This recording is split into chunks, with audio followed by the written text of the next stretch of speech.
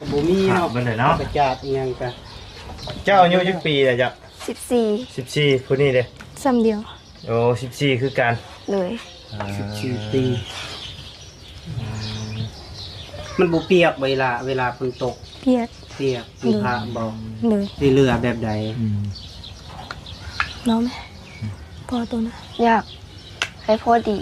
ฮะ แต่พอดี อย่าให้พอดี โดย อยากให้พอดีคือแนวไหนอยากให้ซอยในด้านไหนน่ะ แบบให้เราเห็นหู อยากให้รับ แล้วก็อยากได้เฮือน อย่างใดเฮือน เลย เนี่ยนี่เนาะสภาพเพื่อนซานนี่พี่น้อง นี่เนาะพี่น้อยเนาะ อืม เฮือนหลังนี้ก็เฮือนเองบ่เฮ็ดเองบ่หรือว่าชาวบ้านเฮ็ดให้ เฮ็ดเอง เฮ็ดเอง ตั้งแต่ปู่ ปู่ เพื่อนดังนี่นะ เลย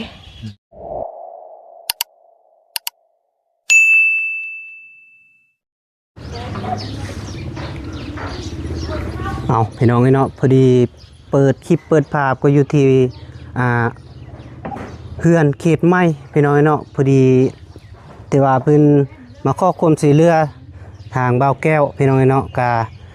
ลายมือแล้ว แต่เบาแก้วยังขาขึ้นเซโปนพี่น้องเนาะพอดีเบาแก้วลงมามื้อนี้แล้วก็เลยมาพอดีมากับเบาไล่2คนพี่น้องเนาะก่อนอื่นก็ขอขาบทักทายสบายดีเด้อพี่น้องเมื่อสุขสุคน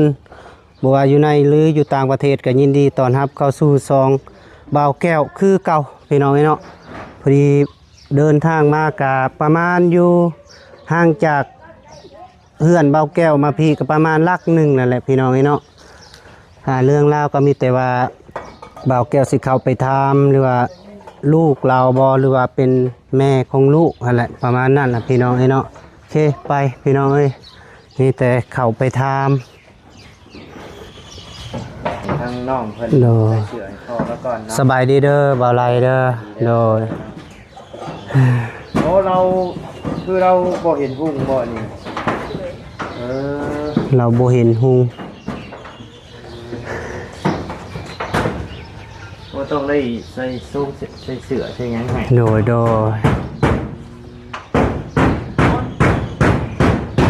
พี่ดังเอาไว้พี่ สบายดีเด้อโดยสบายดีละ สบายดีเด้ เอ อ อสบายดีเด้อแม่เด้อ แม่ว่าผู้นี้นะ ผู้ใดป้า ป้า ป้า หลาน เออ ใช่สแม่จะได้ค่ะอ๋อนี่ไม่ให้แล้วกัน แม่ไปหน้าบ่พี่น้องไอ้เนาะอยู่นำกันจักคนนี่ล่ะ 11 คน โดย 11คนอยู่เฮือนหลังนี้ โอเค โอ้ นี่บูเป็น นี่บ่เป็นเพิ่นว่าเพิ่นว่า ถ้วย ผู้เด่นแล้วผม บ่แม่นเลือกบ่ จะเป็นหน้าได้แบบนี้ โดยโดย ร้านละ โดย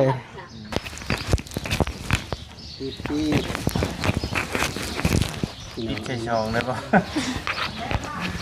ได้แล้วน้องมันอยู่ใกล้กันทางนั้นอยู่กำลังซ่อมแซมเพื่อนเนาะมืดผ้ามืดฝนกำลังมาอยู่เดี๋ยวอยู่กันจะคนนั่นล่ะเพื่อนนั่น 11 11 โดย คนพวก เจ้าซื้อว่าจังไหนจ้ะ ซื้องา ฮะ งา งา โดย เจ้าเลย ฟ้า ป้าไผแต่ไผเป็นเอื้อยไผเป็นน้อง เป็นเอื้อย ผู้นี้เอื้อยบ่ โดย เจ้าเป็นน้องอ้าวข้อยคิดว่าผู้นี้ได้เป็นน้องอั อันนี้ลูกน้าสาว ลูกนะสา อ๋อ ว ลูกนะสาว โดย มาอยู่นำกันบ่ แล้วเจ้าก็นอนอยู่นี่บ่ โดย เออเดี๋ยวเราจะไปใช่ไหม เราสิไปใส่เราบ่เห็นหุงบ่ โดย เขาว่านี่เราได้ยินอยู่บ่นี่ บ่ได้ยิน บ่ได้ยินถึง สบายดีไอ้าย พระพิการตา เลิก มิด เงียบเจาะพี่น้อง เลย แสดงมาบ่ได้ยินดีๆเนาะ ทั้งพิการตาพิการหู พิการหูพิการตา เป็นเบิดสองเลย นั่งหน้าวัน เรานั่งพี่น้องเนาะกระบาดกระบอพี่น้องเนาะ อันนี้เป็นพ่อเจ้าเนาะ โดย เราเปลี่ยนมาจากเดือนนะ เป็นมาได้ ปี แต่เดือนเก้าเลย ตั้งแต่เดือนเก้า เลย ตียับ ยับเข้ามาใกล้ๆกันนะอายกล้อง อายกล้องบ่เคยเลยเคยเห็นอยู่บ่เคยเห็นอ้ายอยู่บ่ โดย เคยเห็นบ่ โดย เคยเห็น เคยเห็นอยู่ใช่ อยู่ในเฟซ ในเฟซบ่แม่นละอ้ายบ่เคยลงในเฟซ เสียงคือกันเนาะ ชื่อแต่ชื่อว่าจังได๋คันบ่เคยเห็นชื่อ ชื่อไอ้ แม่นดูว่าเคยเห็นจ้ะ อ้าวนุ่งเบิ่งน้ำมันเจ้าดี เบิ่งน้ำกระเจ้าป้าสะพาอ้ายขึ้นเบิ่งเพื่อนเบิ่งชานนะป่ะ เลย เดี๋ยว ขึ้นก่อน ขึ้นไปถ่ายอยู่เพื่อนเพื่อนแหละ เสียงไม่เท่า โดย ขออนุญาตขึ้นเพื่อนขึ้นชานหน่อยเด้อ โดย เลย เล่าให้ขึ้นอยู่บ่ มันก็พี่น้อยเนาะ มันสีบ่พิษหรือบ่ บอกขึ้นมาได้ ขึ้นได้อยู่เนาะ โดย เลย มันจะเก็บอย่างเลย ไปคือ ขัดขังเลย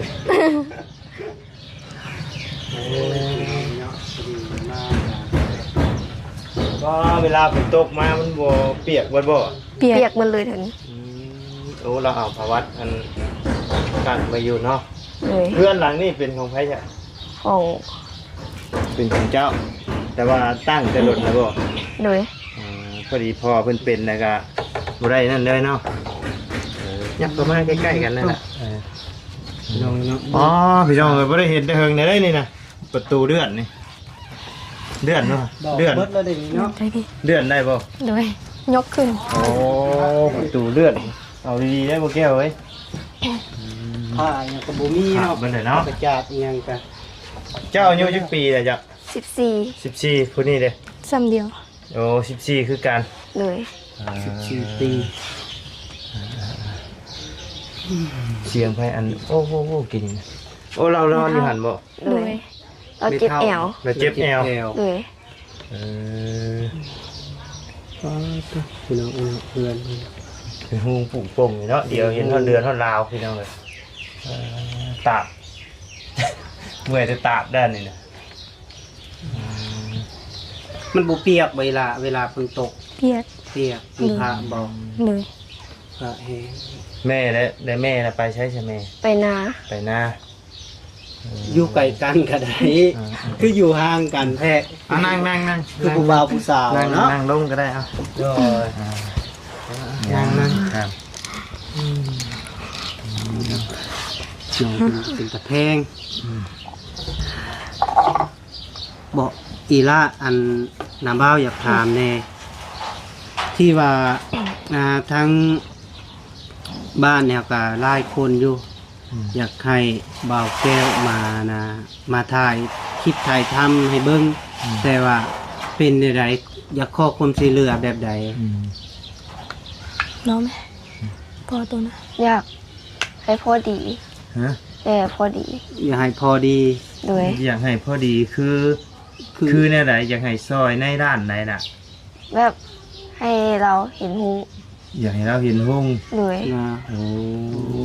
โดยอยากให้ คือ เราเห็น คือก่อนแล้วก่อนเราสิบ่เห็นห้องนี่เราเป็นอีหยังเราเป็นโรคหยังบ่หรือว่าอีหยังถึกบ่ เราไปเอ็ดนา เราไปเฮ็ดนา โดยเอ็ดนาแหละงูแหละตึ๊บเอง ฮะ มือตึ๊บเอง มืดตึ๊บเองเลย โดย แล้วได้พาเพิ่นไปหาหืดหาหมออยู่บ่ ได้ ได้อยู่เนาะเออ อยากให้ช่วยเหลือแบบนี้โดย แล้วก็อยากได้เฮือน อยากได้เฮือน เลย เนี่ยนี่เนาะสภาพเพื่อนซานนี่พี่น้อง นี่เนาะพี่น้องเนาะ เออ เฮือนหลังนี้กะเฮือนเองบ่เฮ็ดเองบ่หรือว่าชาวบ้านเฮ็ดให้ เฮ็ดเอง เฮ็ดเอง ตั้งแต่ปู ปู เพื่อนดังนี่นะ เลย โดนเติบเลยเนาะเฮือน อยู่กัน11คนติ โดย ใช่เฉเฮือนแต่เฮือนเจ้าอยู่ใช่เฉเฮือนเจ้า อยู่บ้านกกบก มันกุกบกแต่เจ้าน่ะมาอยู่พี่ เลย เออ ขึ้นมาใส่อยู่พี่ ใส่อยู่พี่เนาะ โดย พากันอยู่กันนอนอยู่หม่องไหนซะสิจ้ะ ตรงนี้ นอนอยู่นี่เลย อ๋อนี่เลย โดย มันหลายคน นอนอยู่นี่เลยเนาะนี่พี่น้องไอ้ที่อยู่ที่นอนเพิ่น ตุ๊กตา อืม เยอะ อืม เลยเด้อเพื่อนก็สิคุสิลมนะพี่น้องนี่เนาะตากระบาบกระบอน้องเพิ่นนี่ต้นนี่เลยคือพี่น้องเห็นนั่นล่ะทางเพิ่นก็ได้ เอาสังกะสีมาอันเฮ็ดผ้าแล้วก็จากมือใดมันสิคุลงพี่น้องเนาะกระบาบพี่นี่ ฝนตกวันหนึงนี้ โดย หามุมชนมุมมีได้นี่เนาะ โดย เอาผ้าบัดมาใส่นี่มันสิบ่ลุบ่มีแต่เอาน้ำสิบ่โต่งลงบ่ ตรงมันเต็มแล้วก็เอายังดันออก มันเต็มเลยก็ไม่ดันเนาะ โดย ด้านจากเนาะ เจ้ายังได้ทำได้เฮียนอยู่กันอ่ะ หมอ ออกแล้ว เจ้าอายุจักปี 14 14 โดย เฮียนอยู่บ่ บ่ บ่ได้เข้าเรียน เข้าเฮียน บ่ได้เข้า เคยได้เคยเข้าอยู่บ่ โดย เข้าห้องเลย ม .3 มสามเจ้าเลย มมสอง มสอง โดย เดี๋ยวนี้ออกแล้ว ออกแล้ว คือ เดี๋ยว อ นี้ อก เนาะ เป็นใดๆคือออก เฮียนมันอยู่ไกลอยู่ ยืนอยู่ไกล โรงเรียนอยู่ไกลอยู่ไส อยู่ ดงนาข้าม โดย ย่างไปบ่ บางทีก็ขี่รถทีบไปมีรถบางทีก็ขี่รถน้ำหมู ลำบากการเดินทางเนาะ มีอยู่บนรถทีรถยัง มีมันขี่บ่ได้เลย ที่ ใหญ่เลยเนาะ ไปปั่นรถถีบก็พอดีนะรถถีบยางแตกเดียวเลย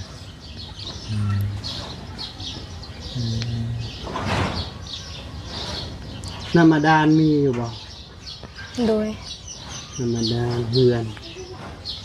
ห้องน้ำเด้ ห้องน้ำบ่มี บ่มีเดี๋ยวให้เบิ่งไปเบิ่งมันครัวก่อน โดย โดยคุยกับน้อง อยากขอความช่วยเหลืออยากให้พ่อแบบว่าเศร้าเนาะอยากให้พ่อเห็นหุ่ง อยากมาเบิ่งเฮือนเจ้านี่แหละ สิเป็นนี่ โดย เพิ่นเป็นมาโดนนี่แหละเนาะมันกันไปปัวแล้วตอนไปปัวเพิ่นมาสามารถรักษาได้บ่ตอนพาไปหาหมอ ได้แต่เอาไปใส่แล้วมันเหมาะหินหูนี่คือเก่า เป็นคือเก่า โดย ทั้งตาบอดทั้งหูหนวกเป็นพร้อมกันเลย โดย โอ้ลำบากเลย โดย มันเบิด3คนเนาะ ไปซักหญ้าอยู่ไซไม่เท่า น้องไปให้ฉันเนาะ เจ้าพาเราไปซักหญ้าอยู่ไซ อยู่ห้องหมอ ห้องหมอ โดย ห้องหมอไซ ห้องหมอนักกุจาร นักกุ ลูก จา ชายอะ อืม แต่จ่าโม่แต่แปลกแต่จ่าโม่หูกระดับบักที่ด่าลูกคอยด่า เออแล้ว แม่ประจับแอบ เจ้ายินอยู่บ่เว้านะ เราบ่ ปา ได้ โก้ ยิน ปาโก้โทษหมอ อ่า บ่ได้ลูก ตัวพี่ ถ้าไข้แล้วดีแล้วไข้แล้ว ใครละบ่โดยใคร ฮั ละ ลโหล นี่น่ะ ทำบ่ดี เราได้เห็น จ่าโม่บักนั่นน่ะ โอ้ มันบ่แจ้ง มีผู้ชายผู้เดียวบ่มีแต่เราผู้เดียวบ่ผู้ชายอยู่ในเฮือนนี่ มี ชิวยา เราไปเฮ็ดงาน เขามาขาย โอ้ อะก็600,000มากินกับมดกับบ่ดี โดย ยาก็ โดย 600,000กะ โดย ยาดีตาโม่ยาดีพี่จังก็600,000 โดย มากินมดทำบ่ดีอ่ะ อืม มดอะยา เบิดนะบ่ บัดอะไรล่ะลูกชายอะ โดย ต่อยเดียวตัวเองได้ แม่จะค่ายแล้วแม่ดีแล้ว โดย วายแล้ว ดูเต้าหา เบิ่งพี่น้อยเนาะเป็นมุ่งยากเนาะ พ่ออยู่พ่อ โอ้อันตรายนั่นเองเวลาลมพัดเด้ซะมันสิ ได้ อยู่ไสเวลาล ไป ม อยู่ ล ตาม ราง อยู่ตาราง โดย โอ้ มันพัดปีแล้วนั่นแหละค่ะเงินปิว จาง ห่างไว้ที่ซื้อ หลังคาเฮือนปิ้วบ่ปีก่อนนี้ โดย เดี๋ยวเพิ่นมามุ่ง ข ใหม่ อเสเฮิร์นก็บ่ได้ย่อเพราะเฮิร์นนะพอเส อีหลามีหยังกิน มีหยังกินนะอยู่จังใดกินนะเจ้านะ มือกับไปหาหน่อไม้มาแกง ไปหาหน่อไม้มาแกง ทุกหน้า เข้า แม่ ได้ มา เขา เขาพอมีอยู่บ่เขา มี นา ผู้หาเลิศหาครับ มีอยู่ ไปหาหน่อไม้มาแกง ไปขุดกระปู โดย เป็นอยู่บ่ขุดกระปู เป็น ไปกับ ยืน เพื่อ ม น ยู่ที่ ไป ใด กับเอื้อยสองคน ไปขุดแถวใดน่ะ แถวทุ่ง ถงพุ่น แต่เดี๋ยวนี้บ่ได้ไปเนาะ โดย อีแต่ไปตึกสะลุง ไปตึกสะดุง น้องเพิ่นคือว่า เด้อ ทั้งบอกเกี่ยวว่าอยู่ให้ซอยนี่คือ ดีมากโคตรมากไม่ทางกับตอบยาก นี่แหละ ๆของน้ำเด้เวลาปวดท้องปวดหยังแล้วไปท่ายอยู่ไส อยู่ เรือนชานนี่ก็ ไปทงพุ่น รวมเนาะเรือนหลังนี่เนาะ เจ้ามาอยู่น้ำลาวนี่จักปีเลย สมมุติว่า 2-3 ปีนี่แล้ว 2-3 ปีเป็นหยังคือบ่อยู่พุ่น ซอยนี่ก็สิไปตั้ง บ่แม่นเฮือนเฮา บ่แม่นเฮือนเฮา โดย ละ แบบแม่ป้ากับพ่อแล้วไปเอาผัวใหม่อยู่หั่นน่ะ เป็นดิน อ๋อแม่แล้วไปเอาผัวใหม่ ก็บ่ได้ เจ้าเป็นลูกกำพร้าบ่กำพร้าพ่อบ่ โดย ชื่อ โอ้แม่เจะได้ซะ ไปเฮ็ดงาน เจ็ด แม่ไปเฮ็ดงาน เก้านี่ได้ ไปเฮ็ดอยู่ไส อยู่แถวสวรรค์ อยู่แถวสวรรค์ เป็นชื่อ จักคนในน้องเจ้า เป็นเพื่อนเจ้าเองบ่ล่ะ น้องบุญ เป็น บ่ ชื่อเจ้าเลย โดย แม่เวลาเรามาเราก็มาอยู่พี่ โดย อืม เพื่อนพ่อแม่นะเนาะ แม่บ่หรือพ่อ แม่ แม่พ่อแล้วไปเอาเมียคนละสับสนกันจ้าแล้วมาถึง บ่แบบพ่อเก่าเฮาเราเป็นบ้า เออ แบบลูกสูบยาหลายแล้วแม่เฮากับป้าแล้วแม่เฮาน่ะไปเอาบัวอยู่บ้านนั้น อ๋อจังทานเนาะ ยังบ่ เราปะแล้วก็เดี๋ยวนี้นะพ่อจะอยู่ไสนี่ พ่อใหม่บ่หรือพ่อเก่า พ่อเก่า อยู่ทงน้ำมี ตรงนั้นมีอ๋อแล้วพอดีจากปะกันแล้วก็เราก็มาอยู่บ้านเราเอง โดย แม่เราไปเอาเมียเอาผัวโอ้โหเนาะสับสนเลยเออโดยแสดงว่าเจ้าเป็นลูกกำพร้าพ่อเนาะ โดย ว่าง่ายๆก็กำพร้าพ่อกับแม่เลยเนาะเพราะว่าแม่ก็ไปเอาผัวใหม่เลยพี่น้องเนาะ ลูกกำพร้าบ่คนนั้น เป็นลูกกำพร้าได้เบาไร กำพร้าเลยนะ กำพร้าพ่อแม่ห่างกัน โอ้พ่อแม่แยกทางกันนะมาอยู่น้ำปูน้ำยาบ่เนี่ยนี่บ่น้ำป่าน้ำลุง อยู่อาศัยน้ำปลาน้ำลุง ทั้งอันแม่ตู้ น้องแถวบ่มีบ่ มี เป็น มีน้องจะได้ใช้อยู่ไสซะ ไปเฝ้าตะกร้า ไปเผาตะกะผู้หญิงบ่ ผู้ชาย2 คน ผู้ชาย2 คน มีน้องคนหนึงแล้วก็น้องเอ้ยนั่นคนหนึง อืมเรามาอยู่พี่อยู่บ่น้องสายเจ้า โดยไม่อยู่พินเบิด มาอยู่พี่เบิดอยู่มาใส่อยู่นี่ โดย โดย พวกเขาก็ได้ทางไหนย่าน อ่าเนาะบ่อนอยู่เพิ่นพี่น้องเอ้ยเนาะมองอยู่มองเศร้า เดียวเห็นทางนั้นจะยืนปึ้งอยู่ เป็น เนาะ ลูกกำพร้าโดย